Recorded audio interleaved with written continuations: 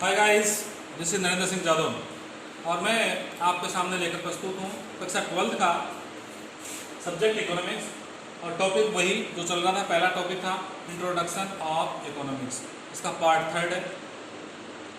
Guys, अगर आप पहली बार मेरे चैनल पर आए हैं तो आप सबसे पहले चैनल को सब्सक्राइब कर दें, लाइक और शेयर करना भी ना भूलें, इसके नोटिफिकेशन को भी ऑन कर दें ताकि आपको आने वाली वीडियो तुरंत मिल जाए। और साथ में मैं ये भी बता दूं कि वीडियो को पूरा देखना है, कहीं पॉज नहीं करना, स्किप नहीं करना, रोकना नहीं है, शुरू से लेकर आखिर तक देखना ताकि आपको पूरा टॉपिक एकदम अच्छे समझ में आए। तो चलते हैं हम मुख्य आर्थिक समस्या। आज का टॉपिक उत्पादन संभावना वक्र, अवसर लागत के उदाहरण, सीमांत अवसर लागत के उदाहरण, क्या उत्पादन किया जाए, उत्पादन कैसे किया जाए, इसके लिए किया जाए, आदि जो मुख्य आर्थिक समस्याएं उनके बारे में। ये उत्पादन संभावना वक्र आपको ग्राफ से समझाया जाएगा। उत्पादन की जो समस्याएं हैं वो भी ये ग्राफ के द्वारा, चित्र के डायग्राम के द्वारा आपको समझाया जाएगा। सबसे पहले हम लेते हैं मुख्य आर्थिक समस्या। बच्चों, आप इसी टॉपिक में, इस टॉपिक के स्टार्ट में आपने पढ़ा और आपको याद भी होगा, अर्थव्यवस्था की परिभाषा हमने आपको बताई थी और वो क्या थी? वो ये कि हमारी आवश्यकताएं अनंत हैं, इच्छाएं अनंत हैं, मगर उसको पूरा करने के लिए जो साधन चाहिए वो सीमित हैं और उनके उपयोग क्या है? वैकल्पिक हैं। अर्थव्यवस्था क्या है? इन अल्प एवं वैकल्पिक उपयोग वाले साधनों में से चयन करते हुए हमारी आवश्यकताओं को पूरा करने की कोशिश, पूरा करने का सिस्टम, पूरा करने का जो तंत्र है वो क्या कहलाता है? अर्थव्यवस्था कहलाता है। तो हम क्या देख रहे हैं? मुख्य जो आर्थिक समस्या है वो किसकी है? चयन। किसकी है? चयन। और इन समस्याओं को सुलझाने के लिए, इन समस्याओं के समाधान के लिए हमें उत्पादन संभावना वक्र के उदाहरणों को समझना होगा, अवसर लागत के उदाहरणों को समझना होगा और साथ साथ में सीमांत अवसर लागत की अवधारणा को भी समझना होगा। उसके बाद में हम देखेंगे कि क्या उत्पादन किया जाए, उत्पादन कैसे किया जाए, उत्पादन किसके लिए किया जाए। इन समस्याओं के निराकरण के लिए हम उत्पादन संभावना वक्र का प्रयोग करते हुए उन समस्याओं का समाधान करेंगे। सबसे पहले हम देखते हैं क्या? उत्पादन संभावना वक्र की अवधारणा। ये नाम आप पहली बार सुन रहे हैं क्योंकि कक्षा 10वीं तक आपने उत्पादन संभावना वक्र को कहीं नहीं पढ़ा होगा, क्योंकि इसका नाम ही क्या है? उत्पादन संभावना वक्र। मैं आपको बिल्कुल बहुत ही आसान और सरल भाषा में बताता हूँ। हम आज तक मान लीजिए इकोनॉमिक्स नहीं जानते, हमने इकोनॉमिक्स कभी नहीं पढ़ी। अगर इस वर्ड को उत्पादन संभावना वक्र, अगर इसको गौर से पढ़ें और सोचें इसके बारे में तो हमारे को बहुत कुछ समझ में आ सकता है। क्या समझ में आ सकता है? उत्पादन संभावना वक्र यानी ऐसा वक्र जो किसके बारे में बताता है? उत्पादन की संभावना के बारे में बताता है। कोई भी स्टूडेंट हो उसको उत्पादन संभावना वक्र की डेफिनेशन याद नहीं है, वो नहीं जानता उसके बारे में, तो वो इतना अनुमान लगा सकता है कि एक ऐसा वक्र है जो उत्पादन की संभावना के बारे में हमको बताता है। डोमिनिक सोलेटर क्या कहते हैं, जो बहुत बड़े अर्थशास्त्री हैं, वो क्या कहते हैं कि देश की बेस्ट टेक्नोलॉजी का इस्तेमाल करते हुए, श्रेष्ठतम टेक्नोलॉजी का इस्तेमाल करते हुए और सभी संसाधनों को, जो सभी संसाधन हैं उनका इस्तेमाल करते हुए दो वस्तुओं के उन विभिन्न संयोगों को बताता है, दो वस्तुओं के उन विभिन्न संयोगों को बताता है जहां से हमें उन वस्तुओं के अधिकतम उपयोग, अधिकतम उत्पादन संभव है। ये बहुत सारे संयोग बताते हैं। इस प्रकार के, इस पर गौर करेंगे तो बहुत सारे संयोग हैं। ये संयोग किसके हैं? उन वस्तुओं की मात्राओं का संयोग है। किसके संयोग? वस्तुओं की मात्राओं के संयोग। और उसका एक बिंदुगत बन जाता है। एक एग्जाम्पल के द्वारा हम समझें इसको। अगर हम, क्योंकि हमने इस वक्र के ऊपर वाई एक्स के ऊपर हमने बंदूकें ली है, एक्स एक्स के ऊपर हमने मक्खन लिया है, इस वक्र के तो दो बिंदु प्रतिच्छेद करते हैं, ए बिंदु से यहाँ तक और नीचे, यानी ओ से लेकर के जो ए के बीच में आप क्या देख रहे हैं? बंदूकों की मात्रा। ओ से लेके बी के बीच की जो है वो क्या है, मक्खन की मात्रा। यहाँ पर एक पर्टिकुलर बिंदु है, मान लीजिए यहाँ पर हम कोई बिंदु ले लेते हैं, एल ले लेते हैं।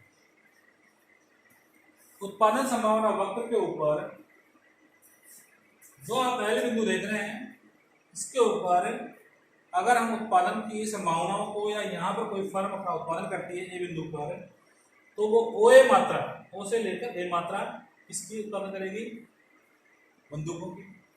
ओ से लेकर के बी तक की जो मात्रा है, ओ बी मात्रा, वो किसकी, मक्खन की। ये एक संयोग हो। अगर ये उस उत्पादनकर्ता को, उस फर्म के मालिक को, उस प्रोड्यूसर को ये पसंद नहीं आता है, तो वो अगला बिंदु लेता है, कौन सा, एम बिंदु। एम बिंदु के ऊपर देखो क्या हो जाएगा, ओसी। आप क्या देख रहे हैं, बंदूकों के उत्पादन की मात्रा कम हो जाती, कम हो गई ना, इतनी वाली, ये इतनी कम हो गई।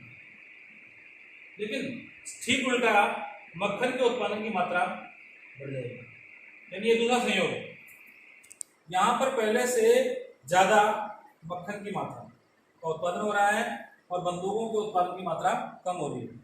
यानी अगर एल बिंदु पर कोई उत्पादन करता है, तो उसमें ओ ए की मात्रा बंदूकों की और ओ बी ये मक्खन की मात्रा का उत्पादन होता है।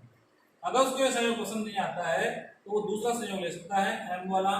यहाँ पर क्या होता है, बंदूकों की मात्रा, बंदूकों के उत्पादन की मात्रा कम और मक्खन के उत्पादन की मात्रा ज्यादा होती है। अगर वो इस संयोग में उत्पादन नहीं करता और वो एन बिंदु पर उत्पादन करता है, कौन से पर, एन पर, तो यहाँ पर क्या होगा, उत्पादन के जो बंदूकों के उत्पादन की मात्रा है वो और भी कम हो जाएगी। कितनी हो जाएगी, ओ ई, और ये वाला मक्खन का उत्पादन क्या हो जाएगा, सबसे ज्यादा। वही संयोग को उत्पादन कर सकते हैं। पॉसिबिलिटी आप क्या देख रहे हो, बहुत सारे संयोग, बंदूकों के उत्पादन की और मक्खन की, बहुत सारे संयोग इसको यहाँ से लेकर के वो किसी भी बिंदु पर उत्पादन कर सकता है, कोई भी संयोग ले सकता है। मान लीजिए वो इस बिंदु पर यहाँ पर उत्पादन करना चाहता है, एक्स बिंदु पर, यहाँ पर क्या होगा, केवल वह बंदूकों का उत्पादन कर रहा है, मक्खन का उत्पादन कितना है यहाँ पर, 0। अगर वो इस बिंदु पर उत्पादन न करके इस टी बिंदु पर उत्पादन करना चाहता है, तो यहाँ पर पूरा का पूरा उत्पादन किसका होगा, मक्खन का, और बंदूकों का उत्पादन क्या होगा, 0 होगा। इतना आपको समझ में आ गया होगा कि जब हम उत्पादन संभावना वक्र पर एक संयोग से दूसरे संयोग की ओर चलते हैं, तो किसी एक वस्तु के उत्पादन में कमी आती है और दूसरे वस्तु के उत्पादन में बढ़ोतरी होती है। यानी वस्तुओं का रूपांतरण होता है, वस्तुएं का रूपांतरण होता है। इसलिए इस वक्र का दूसरा नाम भी है, वो क्या है, वस्तु रूपांतरण वक्र। उत्पादन संभावना वक्र आपको समझ आ गया होगा। इस उत्पादन संभावना वक्र को ठीक ऐसे आप अपनी कॉपी में बनाना सीखें, समझना शुरू करें। बिल्कुल ग्राफ पे इसी तरह से आप वस्तुओं के नाम लिखें, पॉइंट्स बनाएं, तब आपको पूरा समझ में आ जाएगा। इसके बाद हम देखते हैं सीमांत अवसर लागत की अवधारणा, अवसर लागत की अवधारणा। ये अवधारणा भी आपको कहाँ से समझ में आएगी, उस उत्पादन संभावना वक्र से समझ में आएगी। अभी जो हम चर्चा कर रहे थे वही से समझ में आ जाएगी। कैसे आएगी, पहले हम इसको डायरेक्ट डेफिनेशन के रूप में देखते हैं। सीमांत अवसर लागत की अवधारणा, बहुत आसान शब्दों में आपको बता रहा हूँ। सीमांत का मतलब क्या होता है, सीमा के अंत पर, बॉर्डर पर। अब यहाँ पर चूंकि हम इकोनॉमिक्स पढ़ रहे हैं, यहाँ पर बॉर्डर पे तो हम जाने से रहे, हम सेना पर लड़ाई करने से रहे। तो मान लीजिए हम किसी एक वस्तु का उत्पादन कर रहे हैं, जैसे कि मान लीजिए बंदूकों का कर रहे हैं। अब इसके उत्पादन की एक इकाई हम बढ़ाना चाहते हैं। क्या करना चाहते हैं, बढ़ाना चाहते हैं, इंक्रीज करना चाहते हैं। बंदूकों के उत्पादन की एक इकाई, अतिरिक्त इकाई बढ़ाना चाहते हैं। मान लीजिए हम पहले ई बिंदु पर उत्पादन कर रहे हैं, कहाँ पर कर रहे हैं, ई बिंदु। ई बिंदु से हम कहाँ जा रहे हैं, सी बिंदु की ओर, यानी उत्पादन हमने बढ़ाना चाहते हैं। जैसे ही हम पहले जब ई बिंदु पर उत्पादन कर रहे थे, तो इस पर चलते हैं और हम गौर करते हैं, तो क्या दिखाई दे रहा है हमको कि ओ एफ ये मक्खन का उत्पादन हो रहा है। अब हम क्या चाहते हैं कि एक अतिरिक्त इकाई में वृद्धि हो, किसके उत्पादन में, बंदूकों। जैसे बंदूकों के उत्पादन में हमने इकाई बढ़ी की, हम बहुत सी उत्पादन करना स्टार्ट किया या करना चाहते हैं, तो इसके पैरेलल चल करके जैसे हम एक्स की तरफ आते हैं तो हम क्या देखते हैं कि मक्खन का उत्पादन कम करना पड़ेगा, मक्खन का उत्पादन कम होगा। यानी किसी एक वस्तु की एक अतिरिक्त इकाई का उत्पादन हम करना चाहते हैं तो हमें दूसरी वस्तु के उत्पादन में कमी करनी पड़ेगी, और ये कमी ही क्या कहलाती है? सीमांत अवसर लागत। अवसर लागत ए के उत्पादन को बढ़ाने के लिए बी के उत्पादन की जितनी मात्राओं का हमें लॉस हुआ, जितनी मात्रा हमने खोई या कम करनी पड़ी, वही क्या है? अवसर लागत, सीमांत अवसर लागत। इसके बाद हम क्या देखते हैं, ये तीनों टॉपिक